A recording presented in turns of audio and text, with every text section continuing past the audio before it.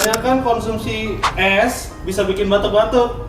Nah, kalau esnya mentah, itu yang pertama. Itu bisa terjadi. Satu, jika esnya kotor. Yang kedua, jika kalian itu sangat sensitif dengan dingin. Contoh, ada beberapa orang yang mereka tuh kalau minum es krim, makan makanan yang bersuhu dingin, nanti di sini reseptor batuk tuh nervus 9. Kalau reseptor muntah tuh nervus 10 kalau nggak salah. Itu dia akan jadi batuk.